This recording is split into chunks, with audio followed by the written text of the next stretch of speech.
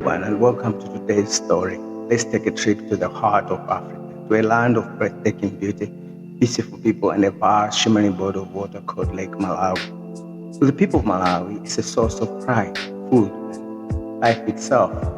To their neighbors in Tanzania, it's known as Lake Nyasa, equally loved and deeply valued. But beneath the calm blue waves lies the story of boundary that's been debated for over a century. The Malawi-Tanzanian border dispute.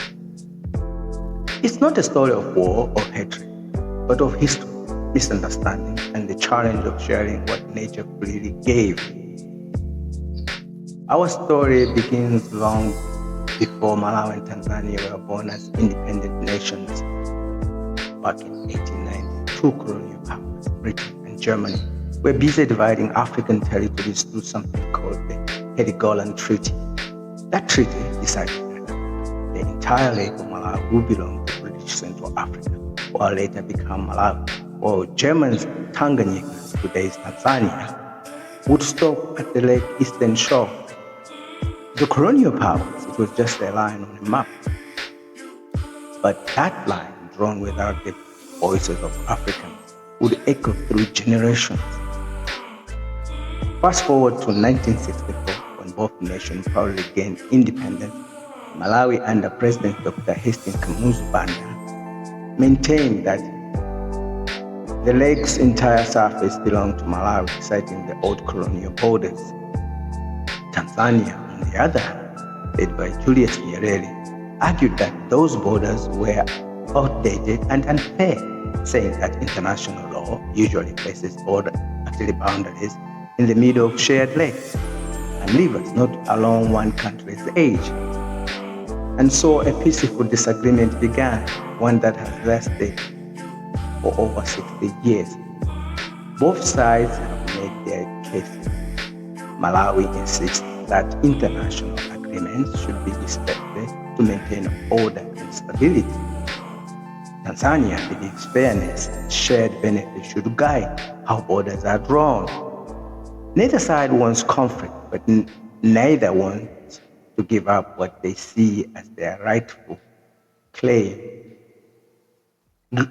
Now you might wonder why this matters so much. The answer lies in what the lake holds. Lake Malawi is not only one of the largest freshwater lakes in the world, but it's also home to more fish species than any other lake on earth. So it's a global treasure diversity. Millions depend on it, fishing, drinking water, and agriculture. In recent years, the discovery of potential oil and gas deposits beneath its water has added new tension. What was once just a question of territory has become a question of economic opportunity, and that makes compromise even harder. But beyond oil and borders lies a much bigger issue, and that is water itself. All around the world, water is becoming scarcer due to climate change, droughts, and pollution. Experts predict that in the coming decades, the most serious conflicts won't be about gold or oil, they will be about water. Africa, with its fast-growing population, is especially vulnerable. For Malawi and Tanzania, Lake Malawi is life. It sustains millions of people, animals, and ecosystems. It's not just a border. It's a lifeline. That's why this dispute is so important. It's not only about lines on the map, it's about how we share and protect one of the most precious resources on earth, and that is fresh water. The good news is that both Malawi and Tanzania have shown restraint and maturity over the years. They have not gone to war. Instead, they have chosen dialogue, patience, diplomacy. There have been several attempts at mediation, especially through the Southern African Development Community, SADC, and the African Union. Though progress has been slow, hope remains alive. So how can this be resolved? Let's explore a few possibilities. Continuing open discussions through neutral mediators can help both sides find common ground. because talking is always better than fighting. Instead of deciding who owns the lake, why not share it?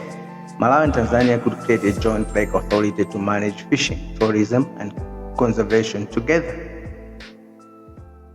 If diplomacy reaches a dead end, both countries can take the issue to the International Court of Justice, the ICJ, a natural body that can make binding and fair decisions. The people living along the shores, the fishermen, farmers, and families should have a voice in how the lake is managed. They are real guardians of the water. At the end of the day, Lake Malawi doesn't care about borders. Its water flows freely, nourishing both Malawi and Tanzania, a reminder that nature knows no nationality. This lake could divide, yes, but it could also unite. It could become a model for how African nations work together to share resources peacefully, fairly, and sustainably. Because as water becomes the next precious resource the world will fight for, cooperation will not just be wise, it will be essential for survival. So the story of Lake Malawi will be more than a distance. It will be a symbol of peace over pride, unity over division, and the understanding that what we share is far greater than that separates us. Thank you very much for watching, and don't forget to subscribe and like the video, because simply by doing that, it will help us to grow the channel. Thank you very much. Until next time, bye-bye.